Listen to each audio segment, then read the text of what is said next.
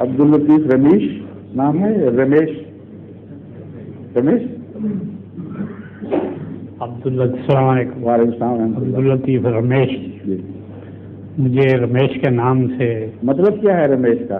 رمیش کا مطلب یہ ہے کہ مجھے فلمی دنیا میں بھیجا گیا تھا۔ کس میں بھیجا گیا تھا؟ جی فلمی دنیا؟ جی رمیش کا مطلب زیادہ کھانے والا تو نہیں نا؟ نہیں، میں اس وقت آنا تھا کھانا کھانے کے لیے بھی، لیکن میں اچانک ہی مجھے رپورٹ ڈاکٹر کی مل گئی تھی کہ میں بیمار ہوں۔ اچھا، تھوڑا ڈائبٹیز کی وجہ سے اس نے مجھے سب کچھ منع کر دیا تھا۔ اچھا، اس لیے میں نہیں آیا تھا۔ میں ضمن میں بتا دوں جن دوستوں کو علم نہیں، یہ جس طرح ہوتے ہیں نا بعض فن کے ماہر، یہ کھانے کے کلہاٹیے مشہور ہیں، اور ان کا خیال یہ تھا کہ اس عمر میں بھی خدا کے فضل سے اتنی طاقت ہے ان میں کہ جوانوں کو ہرا دیں گے۔ تو میں نے ان کی بیگم صاحبہ تشریف لائی ملنے کے لیے، کوئی کام تھا ان کو، ان سے میں نے پوچھا، میں نے کہا یہ بات ٹھیک کرتے ہیں، کوئی خطرہ تو نہیں ان کو؟ کہتی ہیں میری تو روٹیاں پکا پا کے کونیاں رہ گئی ہیں،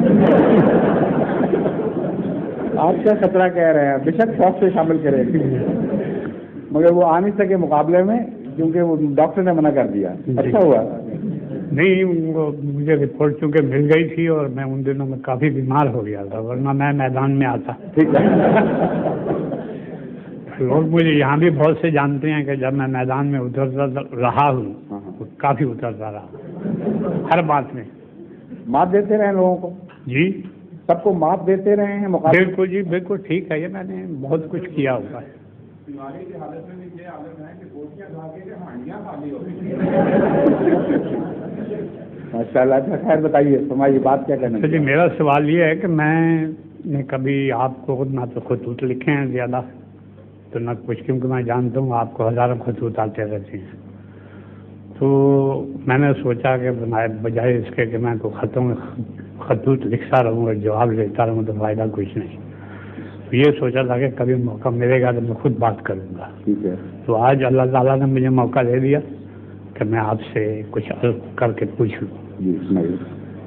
کیونکہ میرا آنا جانا کئی آدمیوں کے پاس ہے، سنی ہیں، کوئی ہندو ہیں، سکھ ہیں، ادھر ادھر، اور ویسے ہی مجھے جانتے ہیں کہ میں چونکہ اس فلم لائن کا آدمی ہوں تو مجھے شوق سے بھی بلا لیتے ہیں، تو میری عادت ہے کہ کچھ نہ کچھ میں ان کو تھوڑی تھوڑی تبلیغ بھی کرتا رہتا ہوں۔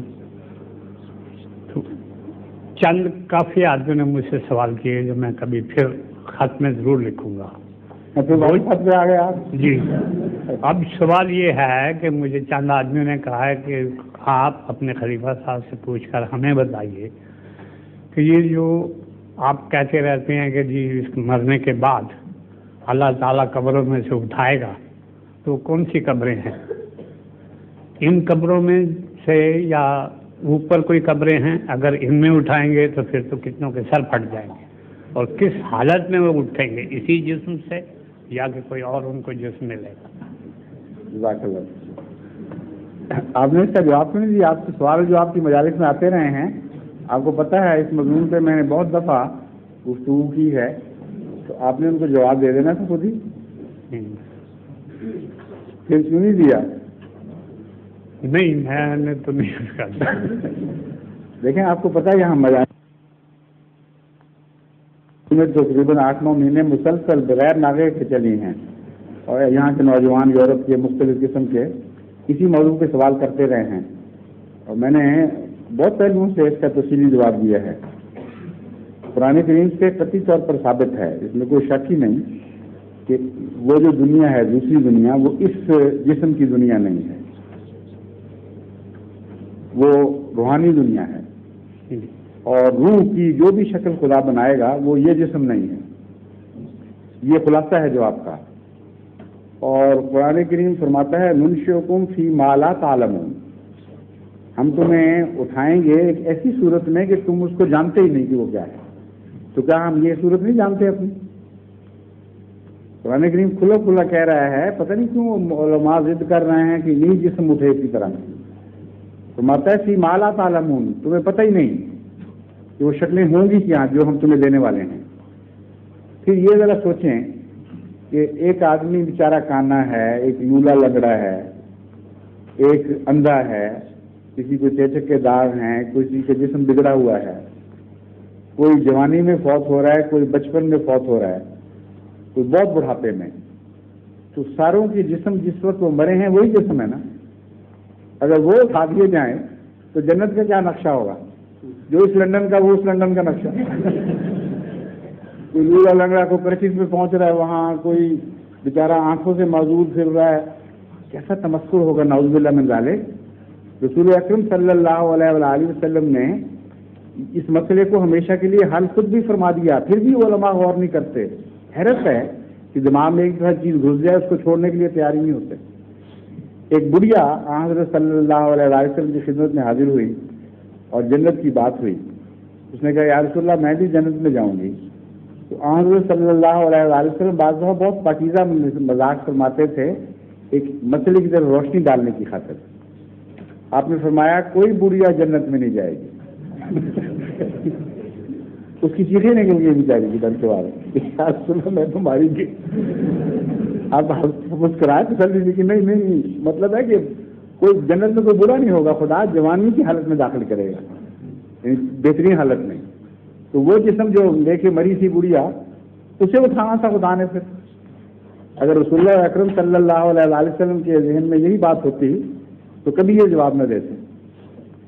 اس لیے وہ جسم ہے ہی نہیں.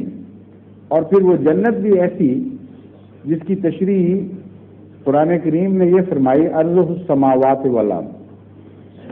وہ ایسی جنت ہے جو زمین و آسمان پہ محیط ہے. کوئی کائنات کی جگہ ایسی نہیں جہاں وہ جنت موجود نہ ہو. اب صحابہ نے بھی یہی تصور باندھا ہوگا شروع میں کہ کوئی مادی جنت ہے، کوئی جگہ ہے باغ لگا ہوا، وہاں نہریں دودھ کی سچ مچ کی بہ رہی ہیں، اس قسم کی سچ مچ کی تو ہے لیکن اعلیٰ دودھ ہے، کوئی اور چیز ہے. مگر اسی وقت صحابہ نے یہ سوال کیا، اور سوال کرنے والے نے بڑا دلچسپ سوال کیا. اس نے کہا یا رسول اللہ اگر یہ قرآن کریم فرماتا ہے ارضہ السماوات والارض، جنت زمین و آسمان پہ محیط ہے، تو جہنم کہاں ہوگی پھر؟ کتنا معقول سوال ہے. اور رسول اکرم صلی اللہ علیہ وسلم کا سوال سنیے.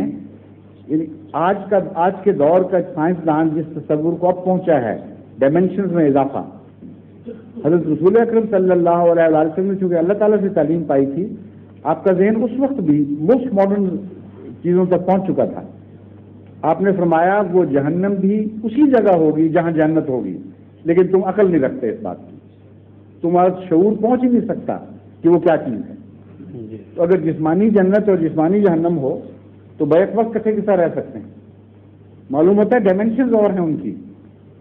ایک ہی فضا میں مختلف ڈائمینشنز میں چیزیں کو ایگزسٹ کر سکتی ہیں، بلکہ ایک ہی ڈائمینشنز کے اندر بھی مختلف سطح پر کو ایگزسٹ کر سکتی ہیں. اس کی مثال میں نے کئی دفعہ دی. ہم یہاں باتیں کر رہے ہیں، ہماری باتیں جو ٹیلی ویژن کی ویوز اور ریڈیو کی ویوز ہیں ان سے انٹرفیئر تو نہیں کر رہے ہیں. ہمیں اب جب تک میں نے کہا نہیں آپ کو پتہ ہی نہیں تھا کہ اور بھی کچھ ہے یہاں. ہم سمجھے تھے ہم ہی ہم ہیں صرف، حالانکہ نظارے اور ہیں اس جگہ، باتیں ہو رہی ہیں، تقریریں ہو رہی ہیں، گانے ہو رہے ہیں، پاپ میوزک ہو رہی ہے، بکواس ہو رہی ہے، ہر قسم کی چیزیں چل رہی ہیں. لیکن ہر ایک کی اپنی ایک ڈائمینشن ہے، اپنی ایک سطح ہے. بلکہ یوں کہنا چاہیے اسی 4 ڈائمینشنل دنیا میں مختلف سطحوں پر وہ ہیں اور ایک سطح دوسرے سے ٹکرا نہیں رہی. تو جہاں ڈائمینشنز بدل جائیں گی جنت کی اور جہنم کی، وہاں اسپیس میں کو ایگزسٹ کرنا کوئی عقل کے خلاف بات ہی نہیں. مگر ہمارے اس مادی وجود کے ساتھ یہ نہیں ہو سکتا. اگر جہنم بھی مادی اور جنت بھی مادی تو پھر ہماری سطح ایک ہو گئی اور ایک سطح میں ہم انٹرفیئر کریں گے ایک دوسرے کے ساتھ. یہ ہو نہیں سکتا کہ سردی اور گرمی ایک ہی سطح پر ایک ہی ڈائمینشن میں اکٹھی رہ سکے. تو سارے مسائل خود قرآن اور حضرت رسول اکرم صلی اللہ علیہ وسلم حل فرما چکے ہیں. کسی نئے دماغ کی ضرورت نہیں، کسی نئی ایجاد کی ضرورت نہیں. اس زمانے سے ہی قرآن اور سنت نے ہمیں روشنی دی ہوئی ہے. بعد کے مولوی روشنی سے دور گئے ہیں، اندھیروں میں داخل ہوئے ہیں. باہر کی دنیا سے انہوں نے اس زمانے میں کوئی سائنس پڑھی ہے یا فلسفہ سنا ہے یونان کا یا اٹلی کا، روم کا، تو سمجھے کہ یہی روشنی ہے. اس سے انہوں نے نعوذ باللہ من ذالک قرآن کو غلط معنی پہنانے شروع کر دیے، غلط تصور باندھنے شروع کر دیے. یہ اس کا جواب ہے. یہ ویسے میں نے بتایا تھا, اس وقت میں مختصراً بتا رہا ہوں. بڑی تفصیل سے اس کے مختلف سائنٹیفک پہلوؤں پر مختلف زاویہ ہے نگاہ سے میں روشنی ڈال چکا ہوں.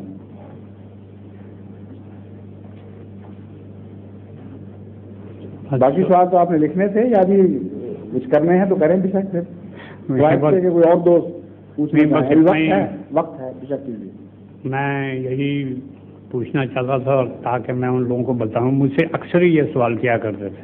ہاں آپ یہ کیسٹ دے جائیں ان سے, ان کو سنا دیں, وہ موٹر میں لگا لیں کسی وقت, آپ کو جواب مل جائے گا. بہت بہتر ہے, شکریہ بہت بہت.